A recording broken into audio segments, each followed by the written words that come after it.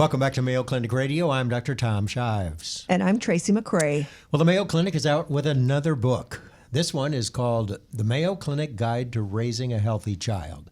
It helps parents navigate the many twists and turns of parenting by offering a trusted guide to raising children during the preschool and the elementary school years. The good old days. Yes.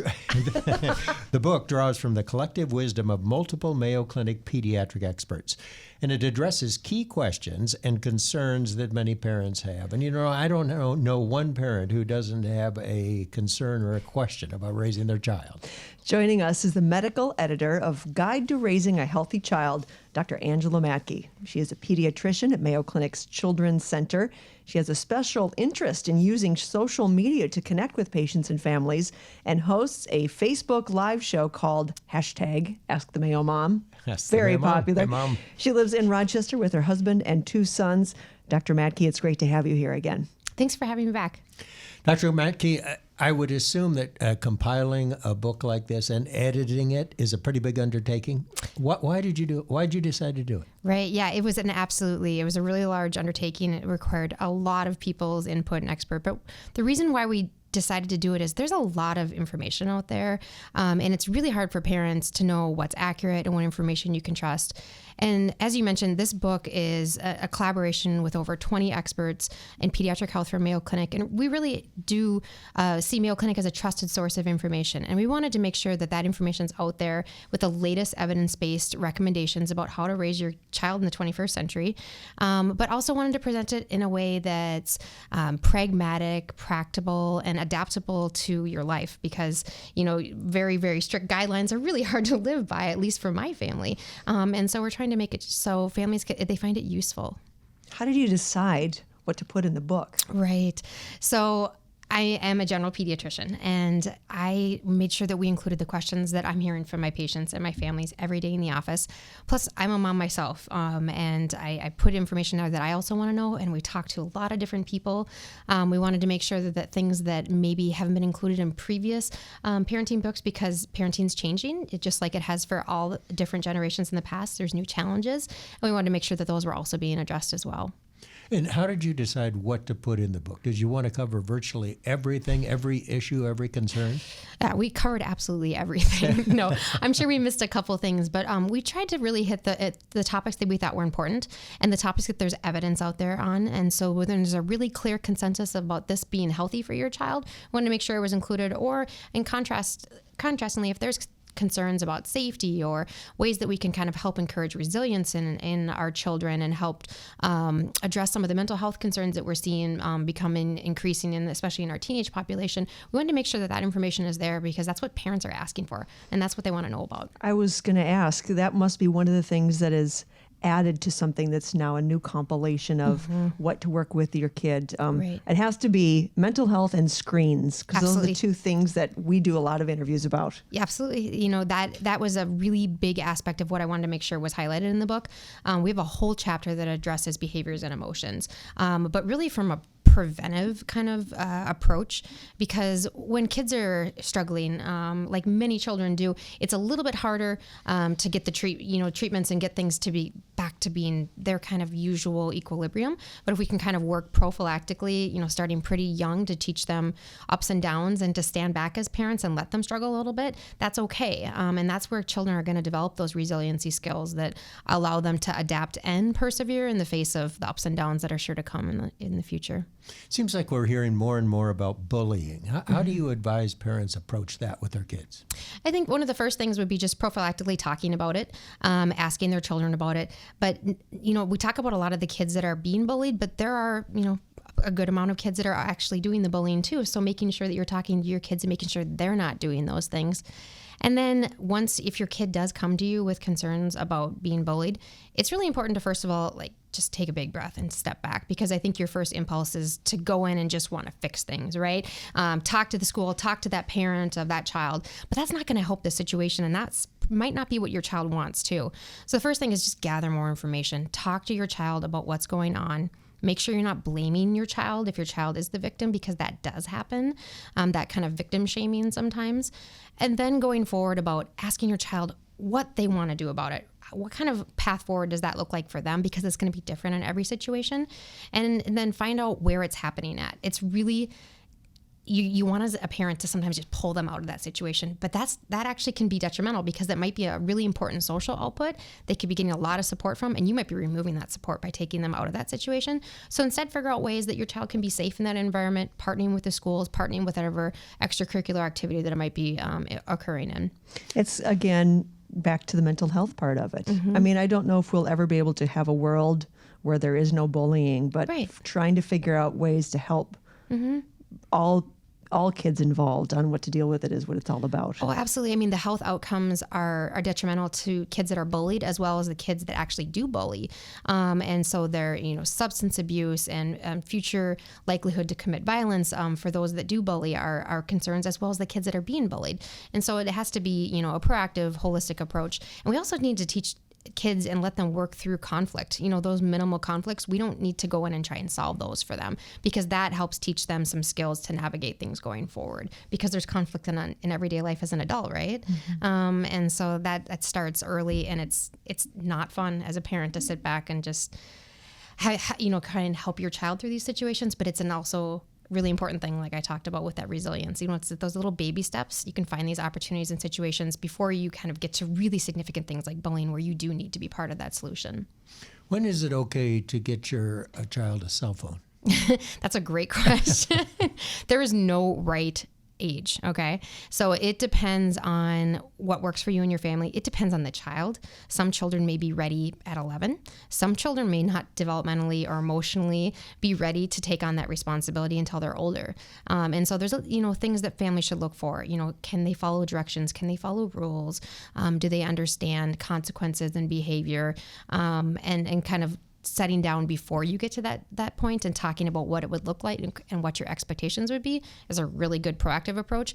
And then, your kid's going to mess up with their cell phone. That's part of being a kid, right? And that's part of being a human, is just making mistakes. So you need to be kind of part of observing that social media use, that cell phone use, that screen time use as they're getting it. So you can kind of teach them and craft their use of it going forward. But 11 would be about the earliest? I would say so. I mean, I think that in most situations, they typically don't need it. There's always somebody who has a phone if they needed to get in contact with you. It's not like we're in a world nowadays where people are not in touch. People are always worried that they have to be able to get in contact with their kid at that exact time. But there's usually other ways you can get around it, because otherwise you're starting to introduce that screen pretty early. Kids are starting to become pretty dependent on it.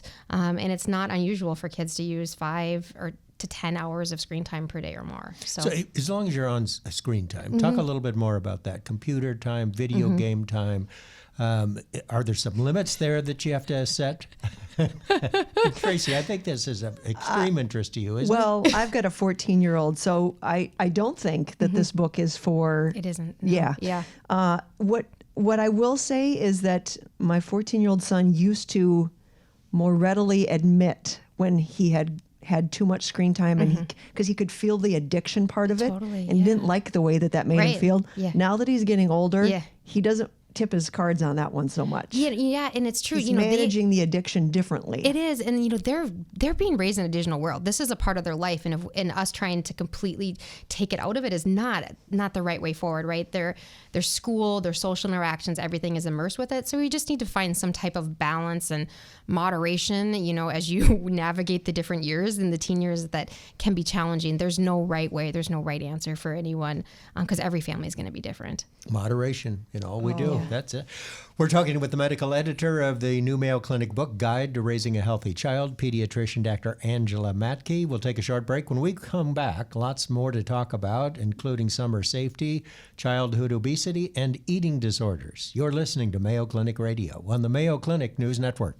Welcome back to Mayo Clinic Radio. I'm Dr. Tom Shives. And I'm Tracy McRae. We are with the medical editor of the new Mayo Clinic book called Guide to Raising a Healthy Child. Dr. Angela Mattke is our guest. She's a pediatrician at the Mayo Clinic. Is there anything in this book that you've used raising your own children? You have a couple of boys? I've probably used all of this in this book, although I'm not the perfect parent, so I'm making lots of mistakes, but that's a really important message that we have in the book. Did you make your husband read it? Yeah, he was one of the first people to buy a copy, actually. But Did you sign it for him? He's looked at it and he's like, wow, this is really good. And I said, thanks. I'm not sure why you're surprised, but thank you. Let's see the book. People watching on YouTube can see it. That's beautiful. Thank you.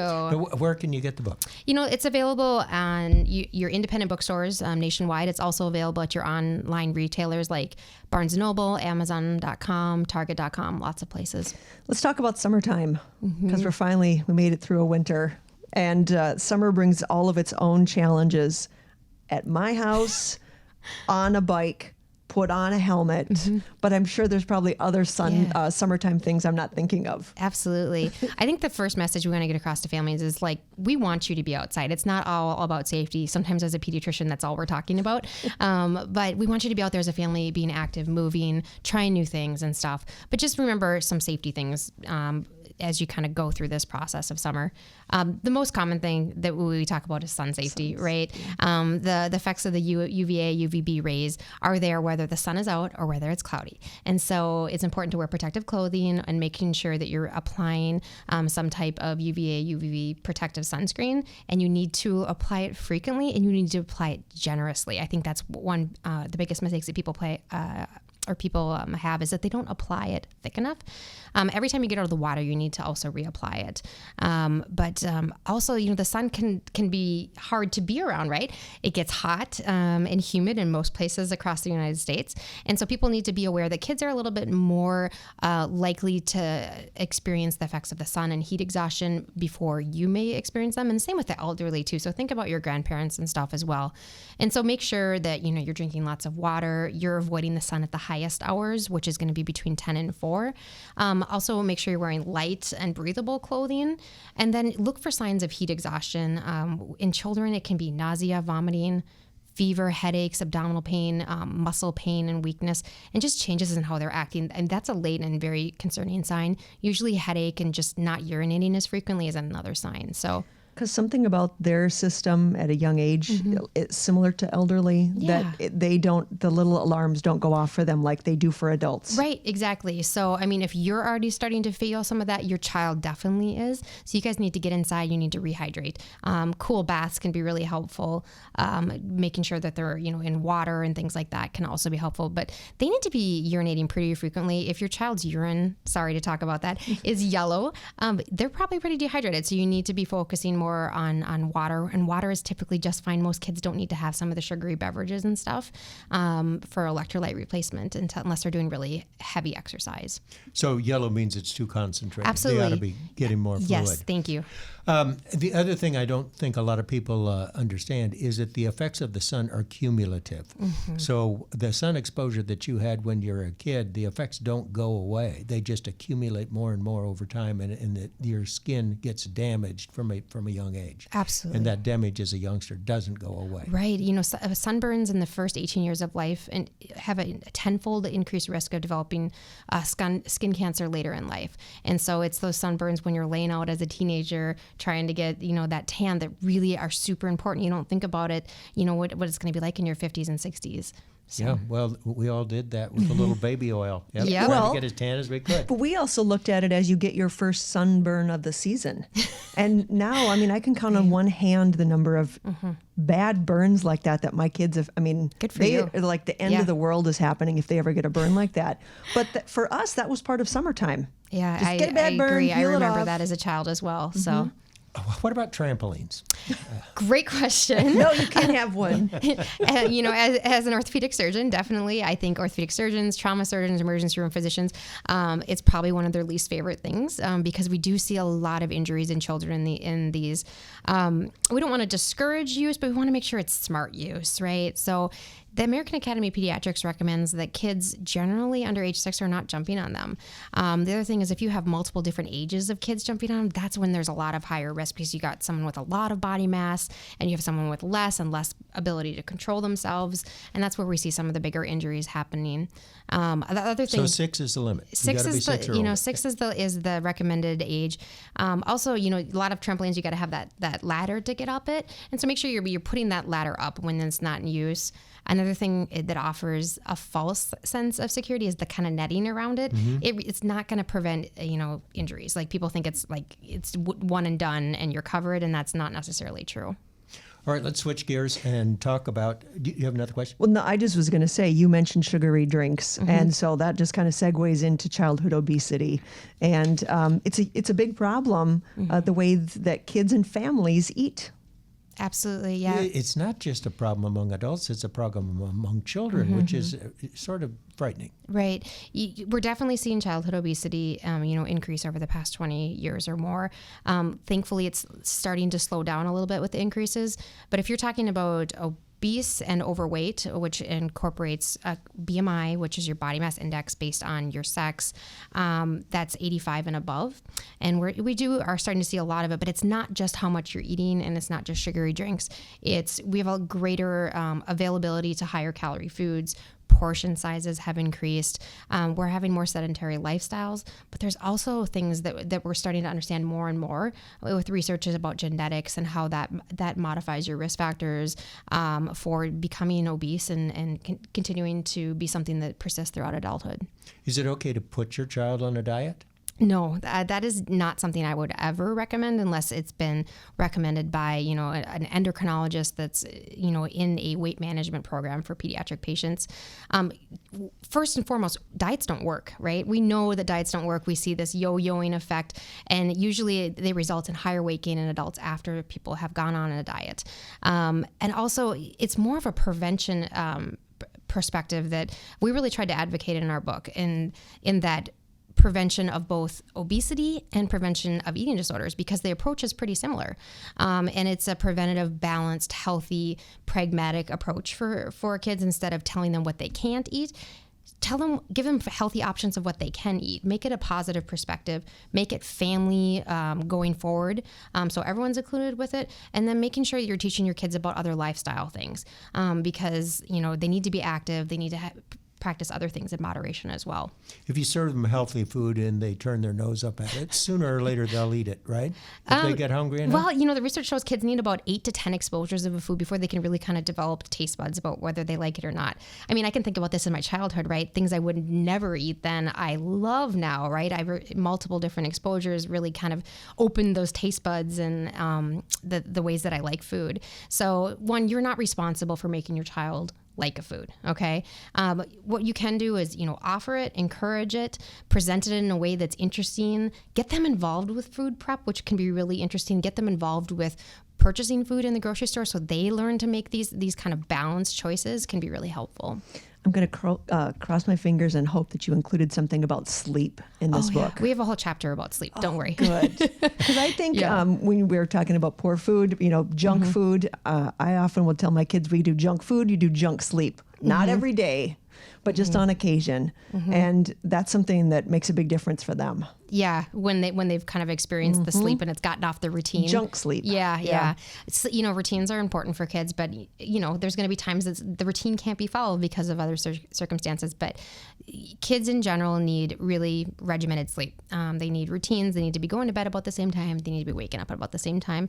We also covered a lot of really common sleep problems that we see in this age group from 3 to 11, and hopefully some pragmatic tips to kind of help people with, especially those more behavioral sleep problems that are the more common ones that we see. Kids pushing bedtimes, not wanting to go to bed on their own, all those things that I know that I've experienced as a parent myself. So it's the Mayo mom. You know what? It's not easy raising children these days, and I actually don't think it ever was. From picky eaters to poor sleepers, Mayo Clinic's new book, Guide to Raising a Healthy Child, offers tips for raising a happy, healthy, well-adjusted child. Now, what parent wouldn't want to know how to do that? Sounds like a great baby gift. It's available wherever fine books are sold, and I saw it's on Amazon for $15.75. So what a bargain. Guess he's already bought one. Yeah. Thanks for joining us, Dr. Mattke. Thank you for having me.